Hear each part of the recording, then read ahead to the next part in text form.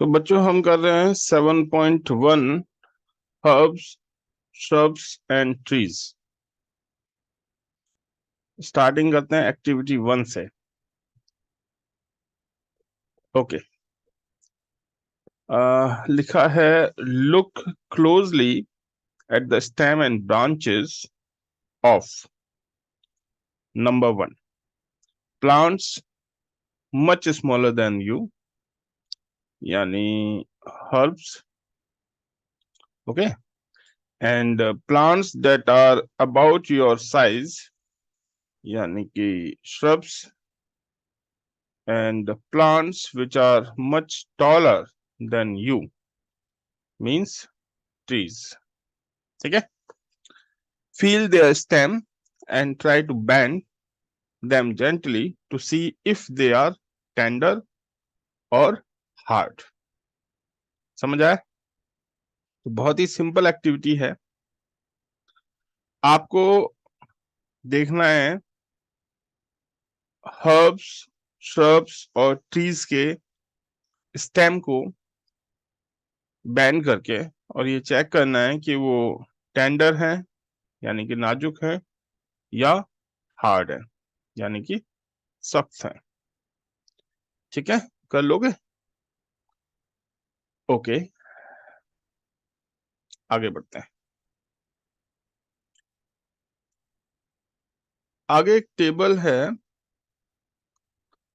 और इस टेबल को स्टडी करना बहुत जरूरी है, क्योंकि अगर ये टेबल आपने ढंग से स्टडी की तो बहुत कुछ एग्जाम में काम आने वाली चीजें इसमें दे रखी हैं। ओके, तो इस टेबल को थोड़ा सा अच्छे से स्टडी करते हैं। ओके, सबसे पहले क्या लिखा हुआ है? सबसे पहले लिखा हुआ है प्लांट नेम, फिर हाइट, फिर स्टेम। स्टेम को फर्दर इन्होंने क्लासिफाई कर रखा है ग्रीन, टेंडर, थिक और हार्ड में। यानी कि जो स्टेम है उसको आपने, कि वो ग्रीन है, टेंडर है, थिक है या हार्ड है, ऐसे करके मार्क करना पड़ेगा। और उसके बाद लिखा हुआ है वेयर डू द ब्रांचेस एपीड। एपीड कोई मीनिंग होता है इसका, पता नहीं। अपीयर्ड होना चाहिए, क्या पता होता हो। बाकी मतलब वही है कि भाई आपने ये देखना है कि जो ब्रांचेस हैं वो कहाँ से निकल रही हैं, at the base of the stem, stem के बेस से, या higher up on the stem. Column 4 है कैटेगरी ऑफ प्लांट। ठीक है, तो सबसे पहला जो प्लांट है वो है टमाटो, और इसकी हाइट है शॉर्ट, और इसका जो स्टीम है वो ग्रीन है, ये टेंडर है, और क्योंकि ये हर्ब है तो हर्ब क्या बहुत छोटे प्लांट होते हैं। ठीक है, इसके बाद जो दूसरी कैटेगरी है वो है मैंगो। मैंगो का तो ट्री होता है वेरी टॉल, मैंने देखा है, आपने भी देखा होगा अगर आप आपका जो टच है वो गांव से हो, विलेज से हो। ठीक है, क्योंकि गांव में आम के बगीचे मिल ही जाते हैं, और अगर ये पेड़ है बड़ा तो इसका जो स्टेम होगा वो थिक होगा, और हार्ड तो होगा ही नो डाउट, और जो ब्रांचेस होती हैं वो higher up on the stem होती हैं ट्री में, और इसकी कैटेगरी हो जाएगी ट्री। इसके बाद जो थर्ड कैटेगरी दे रखी है वो है लेमन, अबाउट माई हाइट, और यानी कि ये है श्रब, और इसमें जो स्टेम होगा वो हार्ड होगा, और बेस से ही इनकी ब्रांचेस स्टार्ट हो जाती हैं, और कैटेगरी होगी श्रब। अच्छा, 3 ब्लैंक कॉलम्स हैं, सॉरी 3 ब्लैंक रोज हैं। इन रोज को चलिए हम फिल कर देते हैं। तो पहले एक हर्ब का नाम लिखते हैं, तो हर्ब में आप क्या लिखेंगे? हर्ब में आप लिख सकते हैं, ओके, हर्ब में लिख दीजिए सनफ्लावर। ठीक है, तो हर्ब में लिख दिया सनफ्लावर। और क्योंकि ये एक हर्ब है तो ये एक शॉर्ट प्लांट होगा, तो शॉर्ट लिख देते हैं। ठीक है, और इसके बाद बाकी टिक लगा देते हैं। देखो शॉर्ट होने की वजह से सनफ्लावर का जो स्टेम है ग्रीन होगा, हाँ बिल्कुल सही बात है। टेंडर होगा, ये भी सही बात है। और बाकी एट द बेस और higher up on the stem, ये कैटेगरी नहीं फिल कर सकते क्योंकि ये तो बहुत छोटा प्लांट होता है। और ये कैटेगरी कहलाएगी हर्ब, तो यहाँ हर्ब लिख देते हैं। ठीक है, हर्ब। Okay, next. नेक्स्ट में ले लेते हैं ट्री। तो ट्री में कौन सा लोगे? पपाया ले ले, पपाया ले लेते हैं। और पपाया यानी कि वेरी टॉल होगा ये, क्योंकि ये ट्री है, तो वेरी टॉल। ठीक है, और इसके बाद टिक कर देते हैं ऑप्शंस के कौन कौन से हो सकते हैं। तो ट्री होने की वजह से इसका स्टेम थिक होगा और हार्ड भी होगा, और इसकी जो ब्रांचेस होंगी वो higher up on the stem होंगी, और इसकी जो कैटेगरी है वो है ट्री, तो यहाँ ट्री लिख देते हैं। ठीक है, एक कैटेगरी और ले लेते हैं। हर्ब हो गया, ट्री भी हो गया, अब रह गया श्रब। तो श्रब के लिए आप ले सकते हैं रोज। ठीक है, रोज गुलाब का फूल, रोज। और रोज क्या है, एक श्रब है, तो श्रब होने की वजह से इसको आप लिख सकते हैं अबाउट माई हाइट। ओके, तो इसको लिख देते हैं about my height, about my height. ठीक है, और बाकी का टिक कर देते हैं, क्योंकि ये एक श्रब है, श्रब होने की वजह से इसका जो स्टेम है वो हार्ड तो होगा, और इसकी ब्रांचेस बेस से ही निकल जाएंगी, और ये है श्रब, तो यहाँ श्रब लिख देते हैं। ये देखिए, ठीक है, समझ आया? देखो अगर ये टेबल आपने अच्छे से स्टडी की तो बहुत सारे क्वेश्चंस के आप आसानी से रिप्लाई कर सकते हैं। ठीक है, जैसे what are shrubs, what are herbs, what are trees, give examples. ठीक है ना, स्टेम कैसा होता है श्रब का, तो ऐसे बहुत सारे क्वेश्चन बनते हैं, बशर्ते ये टेबल आपको अच्छे से आनी चाहिए। ठीक है, तो वैसे तो जो टेबल दे रखी होती है हमें वो बड़ी इंपॉर्टेंट होती हैं, उन्हें हमें करना ही चाहिए। ओके, आगे बढ़ते हैं। आगे क्या लिखा है? आगे लिखा है take care that the stem does not break. जब आप बैंड करेंगे स्टेम्स को तो आपको थोड़ा सा ख्याल रखना है कि वो टूटे नहीं, क्योंकि टूट जाएगा तो वो जो प्लांट आप ऑब्जर्व कर रहे हैं वो खराब हो जाएगा। Hug the tall plants to see how thick their stem are.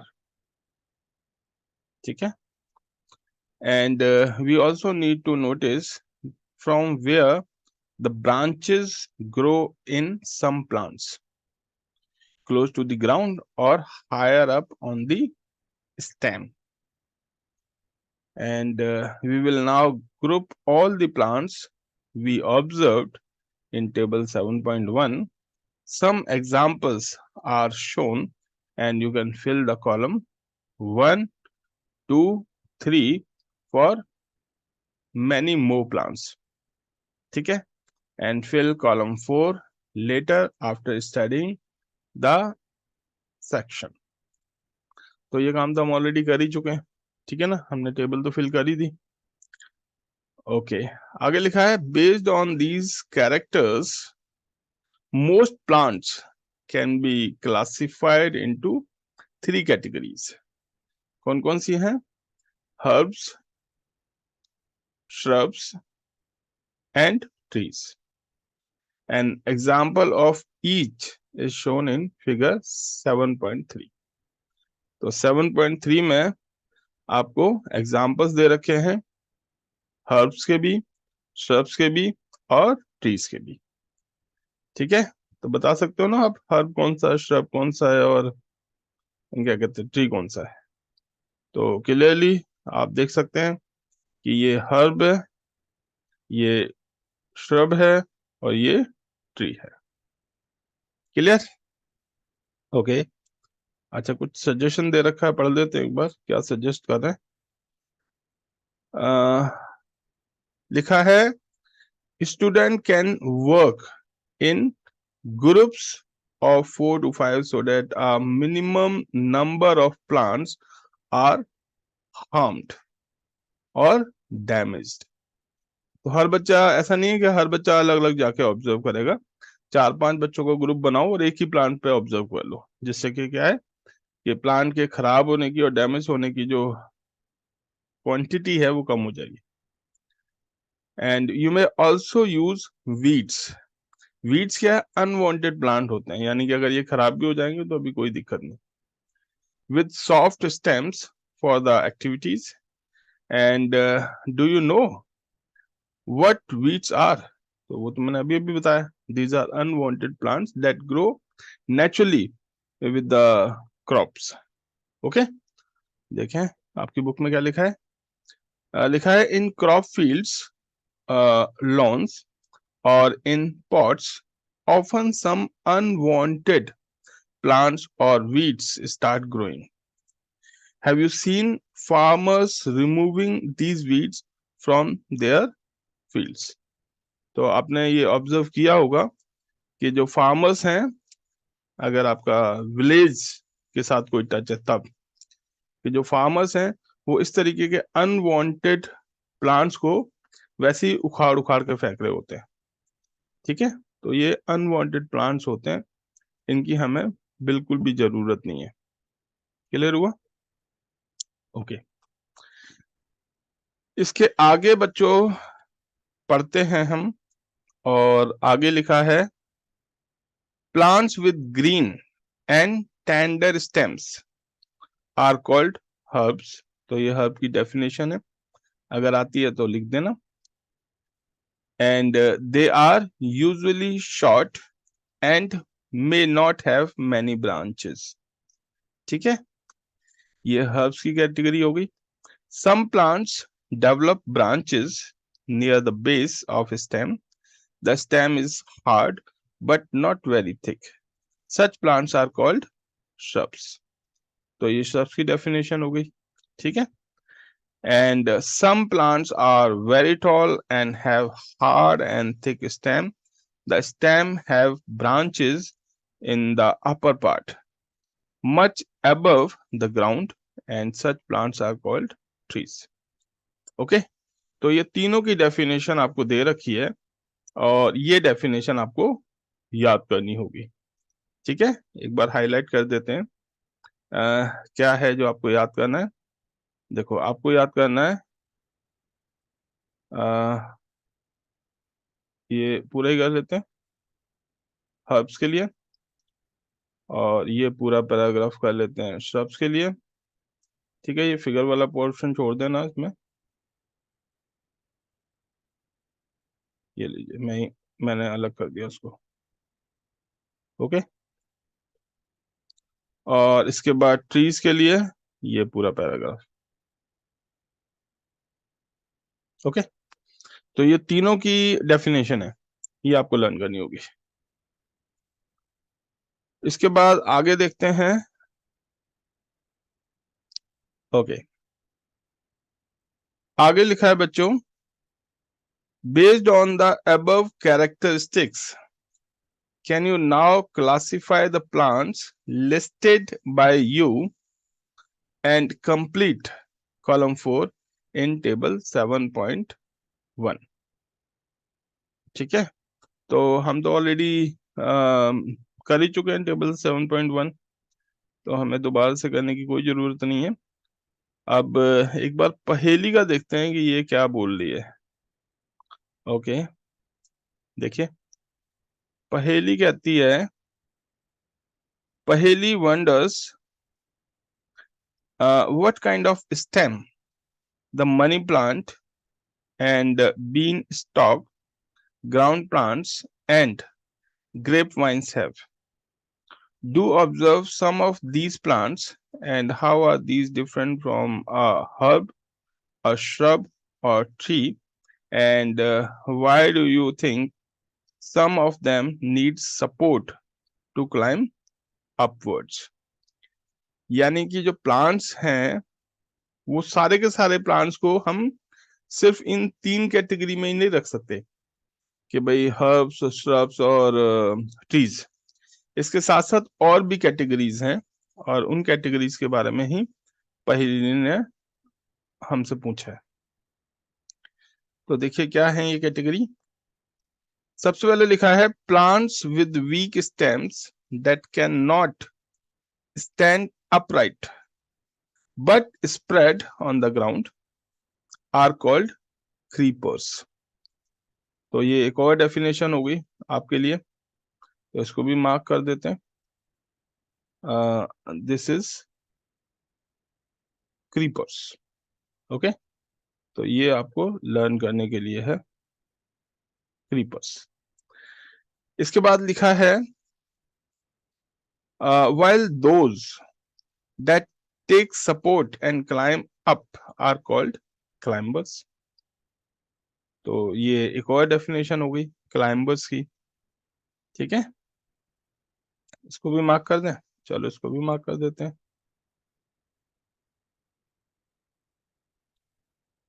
तो क्लाइंबर्स के लिए आपको लिखना होगा ये,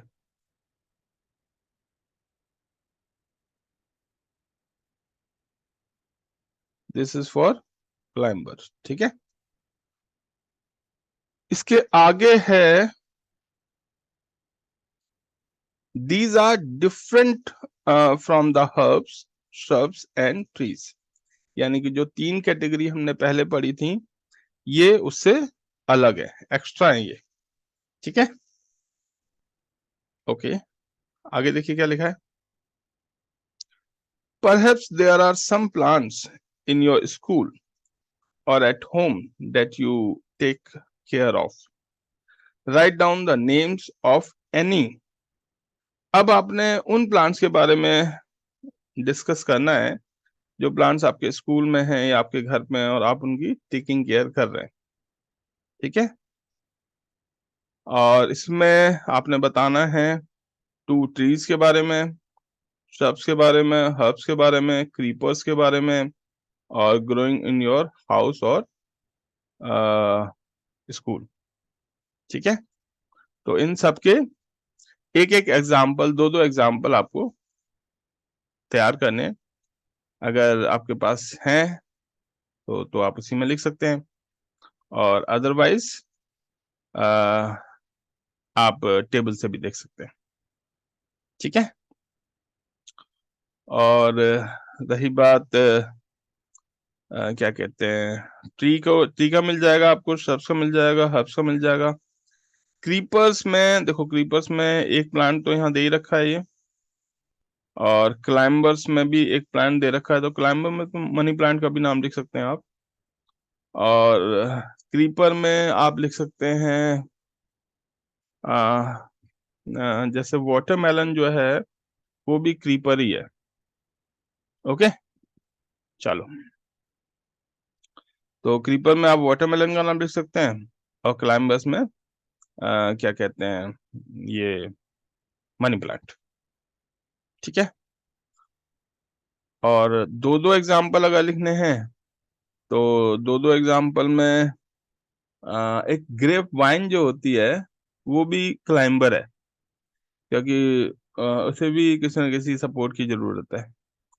और रही बात क्रीपर की, तो क्रीपर में पंपकिन ले सकते हैं क्योंकि वो भी काफी हैवी है, तो वो भी क्रीपर ही होगा, जमीन पे ही वो रह के ग्रो कर सकता है। Watermelon and pumpkin. Clear? Okay. तो आगे है 7.2 स्टेम। तो ये हम करेंगे हमारे नेक्स्ट वीडियो में। ठीक है? तो टिल देन, यहाँ तक जो मैंने सिखाया है, समझाया है, उसे अच्छे से समझ लो।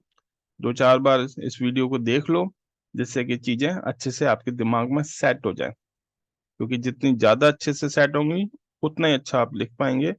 और जितना अच्छा आप लिखेंगे, उतने ही अच्छे मार्क्स मैम आपको देंगी। Okay, thank you very much.